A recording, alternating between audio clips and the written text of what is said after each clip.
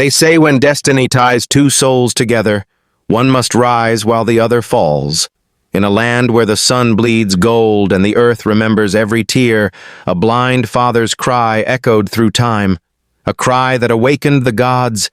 He begged for mercy to save his dying son, but when greed answered instead of grace, heaven wrote a different story.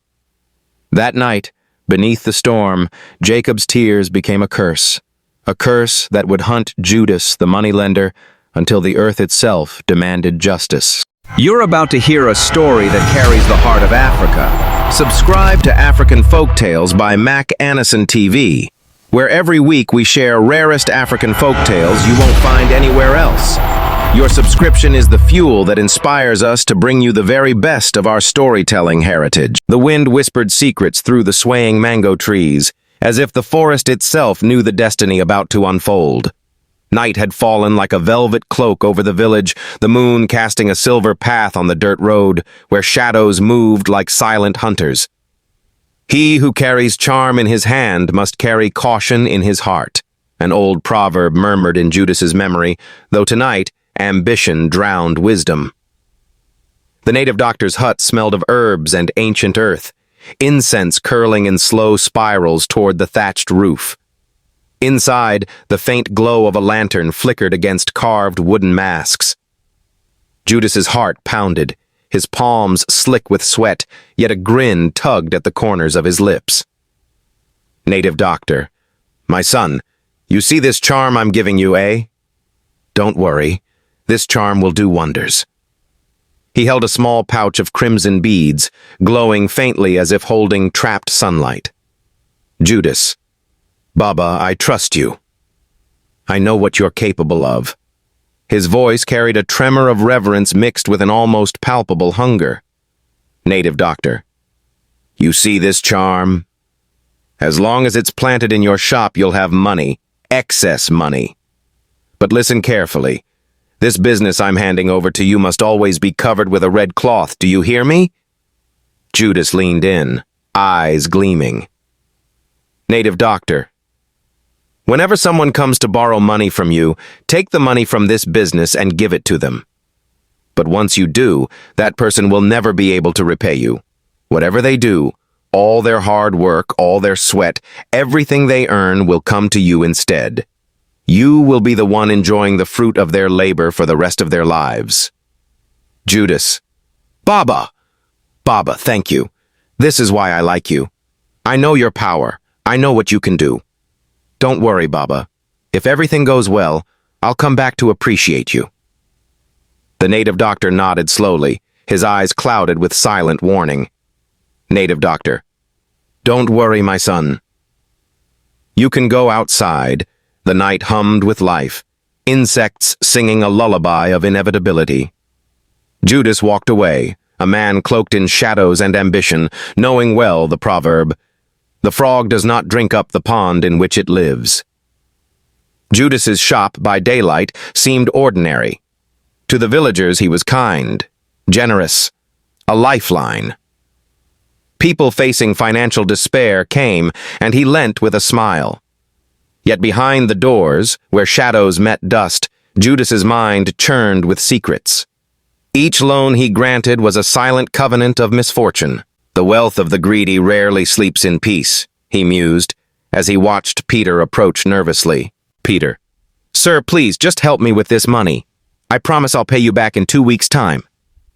Judas pauses, eyes narrowing, faint smile tugging at his lips. It's not that I don't want to give you the money, Peter. But you see, all these people, they come here begging for money and I help them. But when it's time to pay back, they start giving me one story after another. Peter, sir, my own case is different, I swear. I just need to repair my machine. It's my only source of survival. Please help me. I'll pay you back exactly when I said. Judas leaned back, fingers steepled. A man who borrows from a man without wisdom invites ruin upon himself, he thought. Judas pauses. Okay, how much are we talking about? Peter, 50,000 naira, sir. Judas. Are you sure you'll be able to pay me back in 2 weeks? Peter. Yes, sir. I'm very sure. Once I repair my Okada, I'll start working immediately. In fact, in 3 days, I can even start returning the money. I make 10,000 naira a day, so I'll definitely pay you back. Judas's smile widened faintly, but coldly. The roots of a tree may grow in the soil, yet its fruits are claimed by another, he reminded himself silently. Judas. No problem. But you'll have to sign collateral. You know I'm a businessman, and this is business money. It's just for documentation, nothing bad. You understand? Peter. Yes, sir. Thank you, Sir Judas. Good. Welcome to my place. The camera of the mind lingers on Judas. Beneath the calm, a storm of destiny has begun. The night itself seems to hold its breath, waiting for the first drop of misfortune to fall. The night hung heavy over the village, thick with whispers of fate. Lanterns flickered in the distance, casting long, quivering shadows that danced like restless spirits. He who digs a pit for another often falls into it himself, murmured the wind, carrying an omen only Judas could feel stirring in his soul. Judas stepped into his dark chamber, the air heavy with incense and the scent of earth. Shadows clung to every corner, as if watching him perform a secret rite. His hands trembled with anticipation and desire, yet his mind was sharp, calculating. He began his ritual, whispering strange incantations known only to him, a symphony of power and malice. Dipping his hand into the sacred, ominous bowl, he drew out stacks of crisp notes, the money glinting under the dim light like trapped lightning. Judas. Peter, here is the money. But first, you have to sign Peter, unaware of the invisible chain now linking him to misfortune, signed quickly.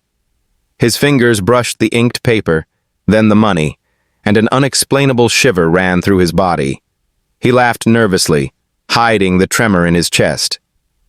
Judas. Good. Take it, count the money, and see if it's complete. Peter collected the notes, his eyes bright with hope, yet a shadow of dread brushed his thoughts. As he counted, the first seeds of his misfortune quietly planted themselves in his soul. That was the beginning. From that day onward, Peter's life unraveled. His Okada refused passengers, money vanished into constant repairs, and despair took root. Evening fell softly one day as Peter sat before his house, head bowed, thoughts tangled in confusion. Martha. My husband, what is it? You've been so moody these days. What's eating you up? Peter. Honey, I don't understand what's happening to my business. These days I hardly see passengers to carry, and even when I make some money, it all goes into repairing this machine. Martha. Wait. Is this not the same machine you took money from Judas to repair? Peter. Yes, the same machine. I've been repairing it over and over. I don't even know what's wrong anymore. Every naira I make disappears into it, and the 2 weeks Judas gave me to repay the money are almost up. I haven't saved a single dime. Martha, don't worry, maybe it's just business. Sometimes things go down. It's not the first time this has happened. Peter, you're right, my love.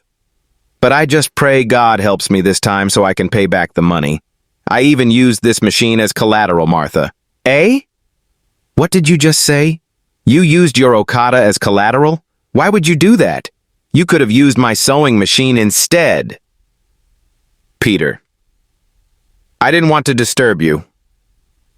This is my problem, and I have to face it myself. I can't tie my trouble to you, Martha. Don't say that. We're in this together. I believe God will help us. We'll pay back that money, Peter. Amen. I pray so. 2 weeks passed like sand through fingers. Peter had not saved a dime. Early one morning, Judas arrived, dark and cold, footsteps slicing the morning silence. Judas, Who is in this house? Peter! Peter! Peter, good morning, sir. Judas, keep your good morning to yourself. Is this how you behave? When you came to my shop to collect this money, you were humble. Now that it's time to pay back, you can't even call or send word. I had to come here myself. Anyway, go inside and bring my money. I don't have time for nonsense, Peter pleaded, each word trembling with desperation, but Judas's cold eyes betrayed no mercy. Judas, 2 weeks? Not even 2 days? Are you okay? That money I gave you is my business money. Do you even understand that? Peter's voice broke. Yes, sir. But business hasn't been good. I don't know what's happening. This machine keeps breaking down. Judas's gaze fell on the worn Okada, then back at Peter. Judas scoffs. Just look at this thing. It's already a scrap. Anyway, I didn't come here for stories. I want my money.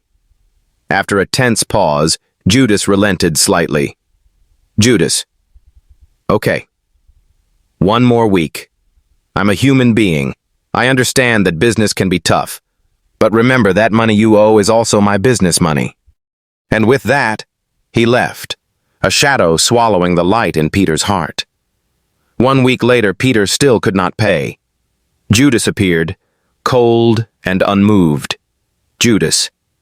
Peter, anytime you have the money, you can come and collect your machine. I don't want you going around calling me a bad man. But remember, this is my business, and I cannot hold my business on the same spot because of you.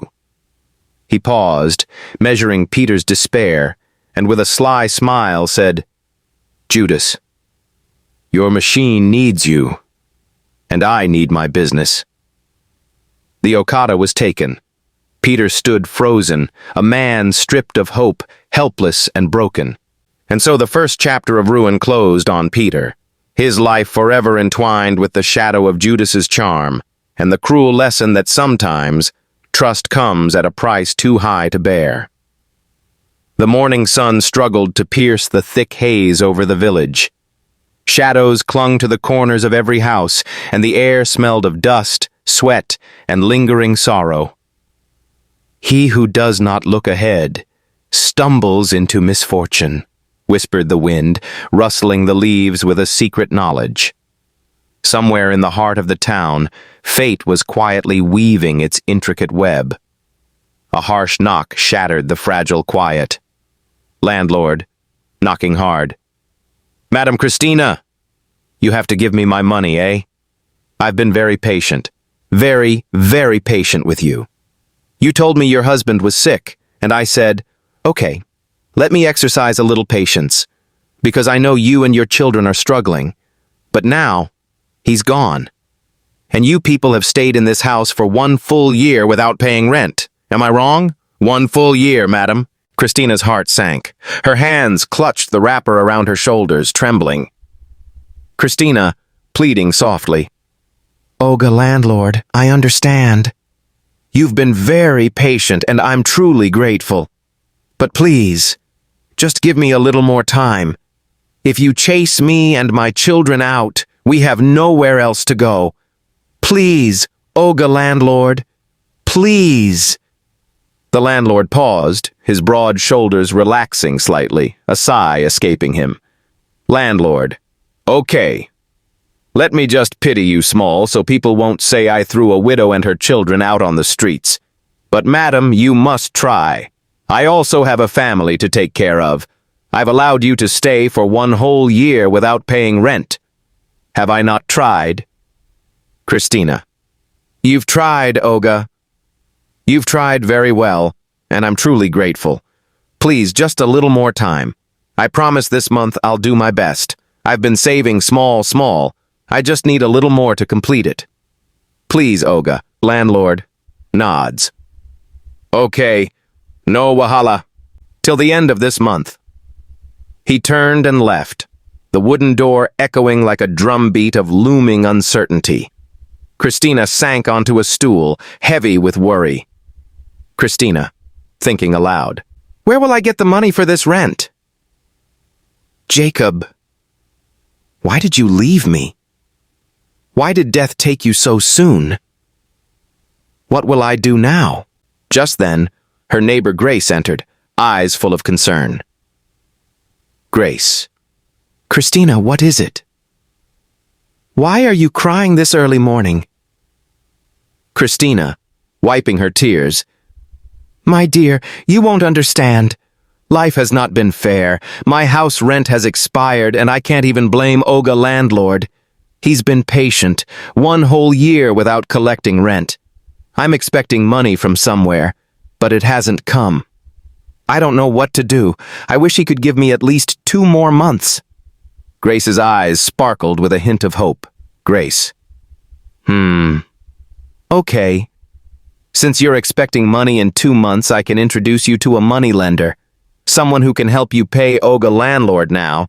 Then when your money comes, you pay the lender back. Christina.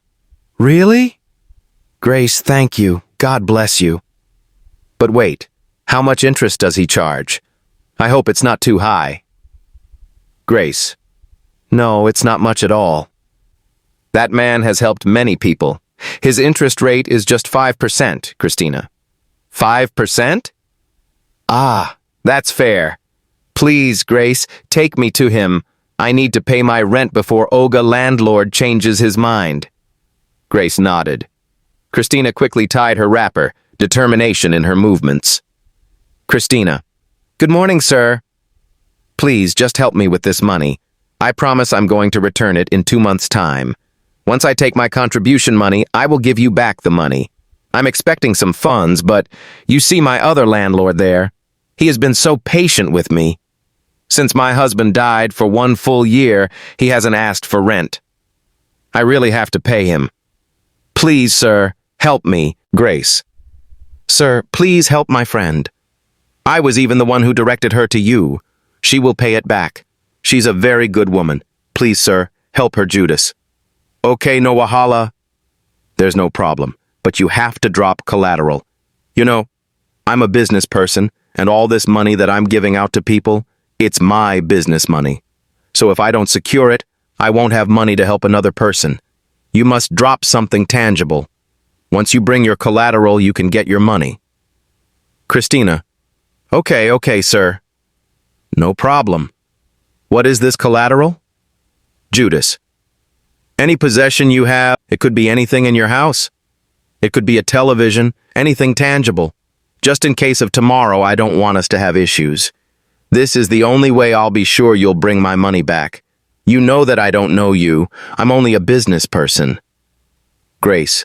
You'll come back in 2 months' time to pay him back the money, right? Christina. Yes, but I'm thinking, which property will I give? I don't have a television. I don't know what I'll use. Grace, what about your sewing machine?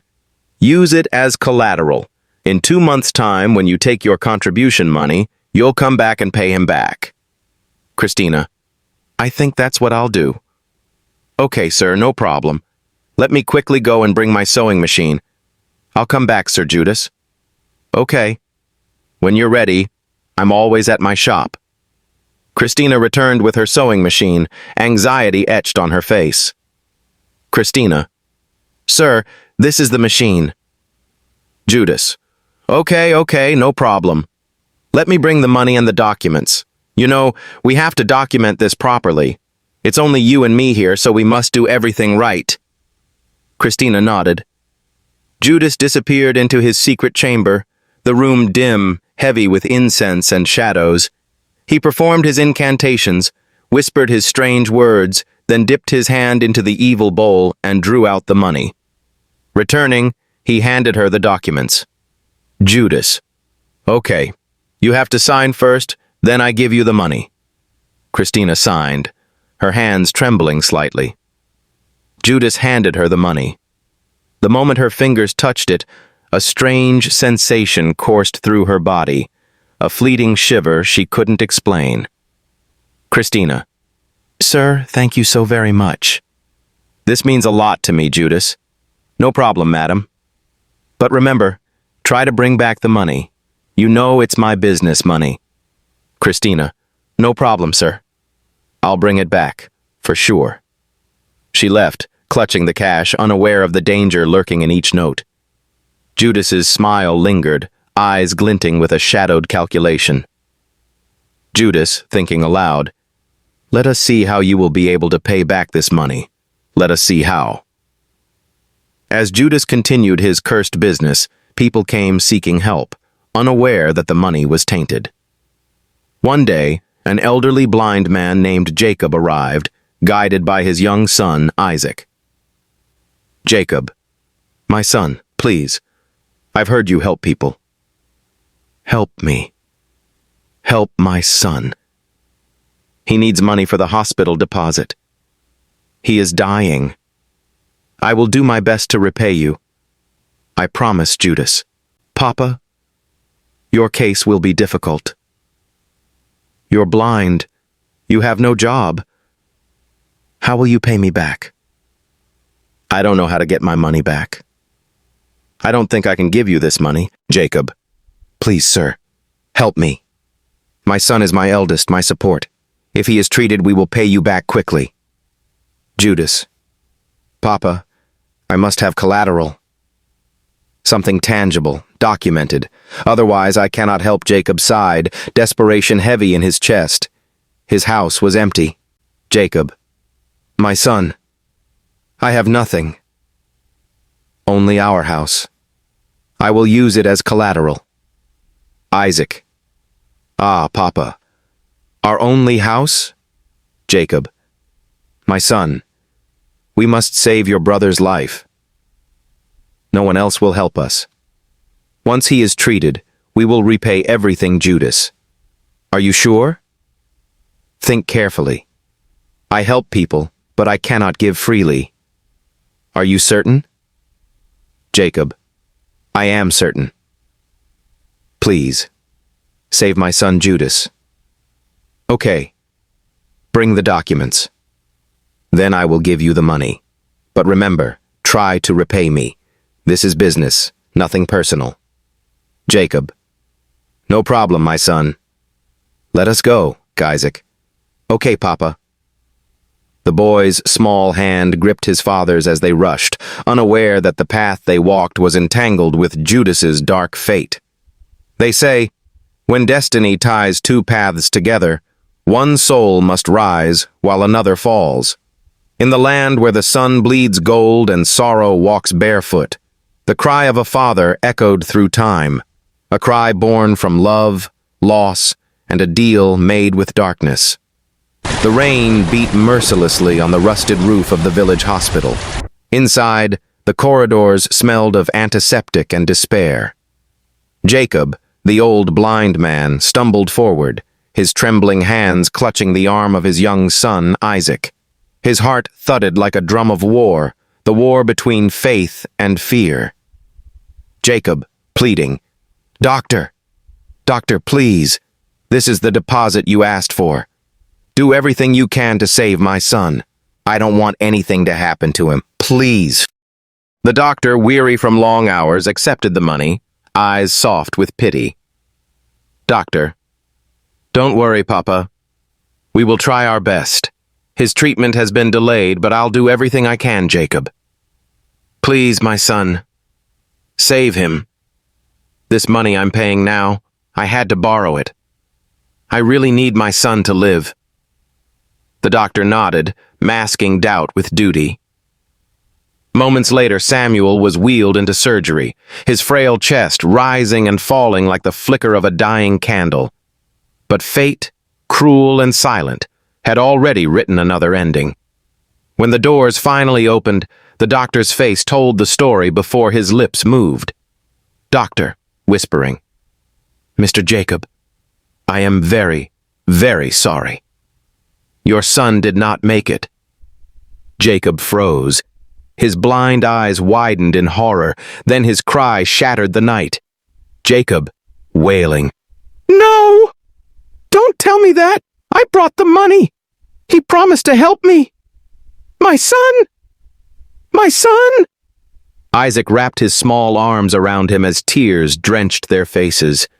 Isaac whispering, Papa, please. God knows why. He has his reasons. But the old man could only shake his head.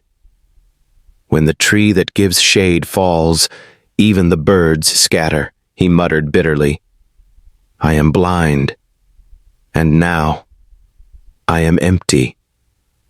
Weeks bled into months. The hut was filled with silence, the kind that echoes louder than screams. Then one afternoon, Judas appeared at their doorstep, dressed in white linen, smelling of deceit and perfume. "Judas, Papa, I'm here for my money."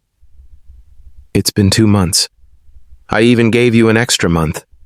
I believed by now your son would be well. I need my money, Jacob," trembling. "Please, my son. Just a little more time." "I lost my son. The operation failed. Please. 1 more month." Judas tilted his head, feigning pity. "Judas, okay. 1 more month. But if you don't bring it, I will take action." The snake had smiled, and the mouse thanked it for mercy. That extra month came and vanished like morning mist. When Judas returned, Jacob and Isaac were out begging. Judas arrived with 2 men, packed their few belongings, and locked the house. Judas, coldly, "I've given him enough time. This is my business money. Whenever he brings my money, he can come for his keys." By the time Jacob and Isaac returned, rain clouds had gathered.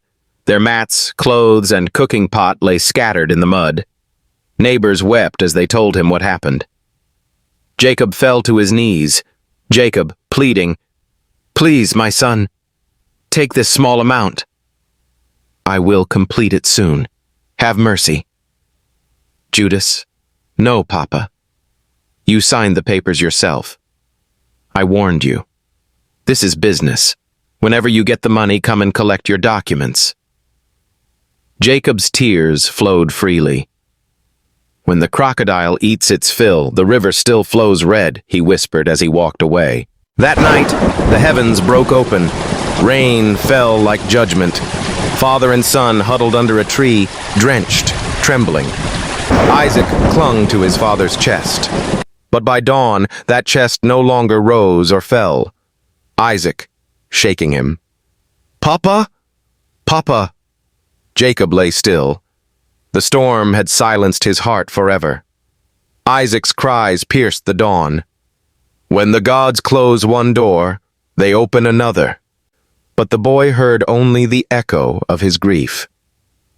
Days later, his uncle summoned him. "Uncle, Isaac, your father owned a piece of land. As his only surviving son, it is yours. Tomorrow, I will show you where it lies." Isaac nodded, grateful for the first kindness in months. But greed has 1,000 faces, and his uncle wore one. The next morning, he led Isaac not to Jacob's fertile land, but to his own barren one. Still, Isaac smiled faintly. "At least I have something," he thought. "The earth remembers what men forget, and the gods watch the hearts of the humble." Little did Isaac's uncle know, the land he had thought worthless, the land he swapped with cunning hands, held a secret older than the oldest drumbeat. Once, it belonged to a mighty king, a king whose coffers overflowed with gold, hidden away from greedy eyes. The uncle, blind to the ways of the gods, whispered to himself, "Barren land bears no fruit," and thought he had fooled fate. Yet, the gods had their own counsel. Isaac, unaware of the treasure, labored from dawn to dusk. His hands cracked the stubborn earth, his sweat baptized the soil. The wind whispered secrets through the trees, and the gods, moved by his persistence and purity, began their quiet reckoning. Then, amidst the soil, his hoe struck metal. A box, glowing as if the sun itself had kissed it, Isaac's heart pounded. The gold of a forgotten king lay before him, a fortune that no greed could taint, a reward only the patient and faithful could claim. And as the wind danced through the newly awakened land, a whisper, faint and chilling, echoed, "Some treasures are blessings, and some are curses waiting for the unworthy." And nearby, black liquid bubbled from the earth. Oil. Isaac fell to his knees, eyes wide with awe. Isaac, whispering, "No wonder nothing grows here. The gods have remembered me." Then the wind rose gently, carrying a whisper through the grass. Voice, "Do not tell him, Isaac. This is yours. Use it wisely." And he obeyed. He sold the land quietly to men who saw its value, and with the fortune he gained, he left for a new life abroad. When his uncle later discovered that the richer land he had stolen was empty, while the land he gave away flowed with oil, regret tore him apart. In the end, the blind man's tears became the river that washed away evil. They say, the evil that men plant in the soil of others will one day grow in their own compound. Jacob died in sorrow, but his son rose in destiny. For in Africa, we know, no curse lasts forever when the heart that suffers still believes. They say the axe forgets, but the tree remembers. And Judas, the moneylender whose heart had long turned to stone, continued his wicked trade, blind to the dark cloud gathering above him. Every day he smiled as the poor came crawling to his feet. Widows, riders, traders, men with trembling hands and desperate eyes. He gave them money, not out of mercy, but malice, for he knew their end before they even signed the cursed papers. His incantations sealed their fates, invisible chains binding their souls to his greed. He laughed, thinking himself invincible, but the gods, they do not sleep. Far away, under the morning rain of that fateful night, an old man named Jacob knelt on the earth, his frail hands lifted toward the heavens. The storm roared, lightning cracked the sky like the voice of judgment. Jacob, crying, "God of my fathers, if I have ever spoken your name in truth, hear me now. Avenge me. Let those who destroyed me know no peace until the scales of justice are balanced." His voice was swallowed by thunder. The rain wept for him. His last breath drifted to the realm of spirits, and the ancestors listened. That night, the land took note. The rain did not just wash away Jacob's tears, it carried his curse into the wind, and so the storm began to move toward Judas. One morning, Judas awoke uneasy. The sunlight that crept through his window felt heavy on his skin. His breath was shallow, his chest tight. Judas, muttering, "It's just malaria. It will pass." But it didn't. His body weakened, his skin yellowed, his blood poisoned by something no medicine could cure. At the hospital, the doctor's words fell like hammers. "Doctor, kidney failure. Your blood is contaminated. You'll need constant transfusions." Judas froze. His mouth opened, but no words came. How could sickness touch him, the man who thought himself untouchable? But the cries of the oppressed are like arrows. They may fly silently, but they never miss their mark. The money he once used to enslave others began to vanish into hospital bills. Every coin, every naira, gone. His flesh decayed while he yet breathed. A stench of rot followed him wherever he went. The once proud lender became the beggar. His shop locked, his friends vanished, his name cursed. He prayed for mercy. But heaven was as silent as the grave of Jacob. His wife, weary of the filth, disgusted by the smell of death around him, left. She took only her peace and their son. Judas was left alone in a house filled with echoes of his victims' cries. Years dragged by like a slow funeral drum. His son, now a man, despised him. He sold off his father's lands, squandered every coin in sin, a mirror of Judas's greed. Nightclubs became his temple, cocaine his communion.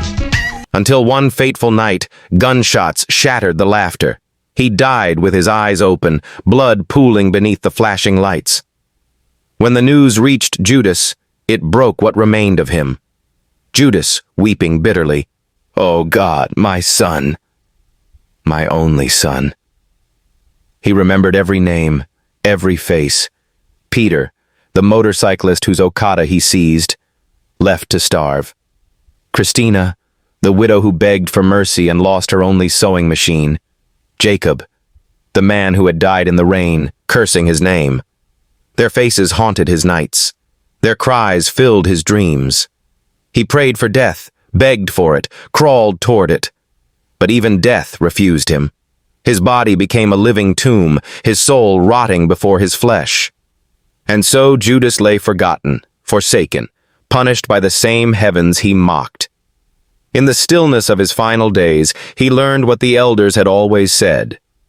When a man builds his house on the tears of others, the flood will come for him first. Justice had come full circle, and the gods, patient and eternal, had spoken. Dear viewers, thank you for watching. This story reminds us that greed may fill your hands, but it empties your soul. Judas had wealth, but he lost his peace. Jacob had sorrow, but he found justice through faith and time. Whatever we sow, whether love or betrayal, life has a way of returning it to us. So choose kindness, choose honesty, and never let your desire for riches cost you your humanity.